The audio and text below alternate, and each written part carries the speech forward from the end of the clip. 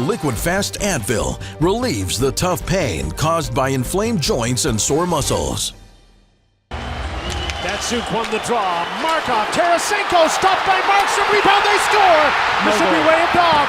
Ovechkin put the puck in, but it's ruled right away. He directed it into the net without his stick. There's just no question about this one. Ovechkin, it was just a reflex play. He's still trying to sell it, saying it hit my stick. They're going to review this, and maybe he's right. What a job, though, winning the draw, getting it back quickly. Let's have a look.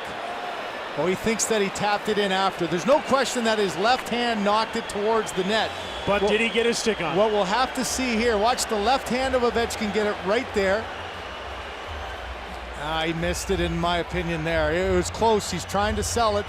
This might give a better angle. Look at Markstrom, has no idea where it is. I don't think he got a piece of it. If he did, it's just a touch, barely a touch. Let's have a better look here. Can we tell?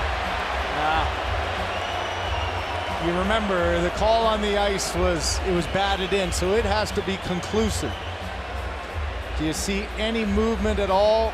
Nah, to me, he didn't get a piece of it there.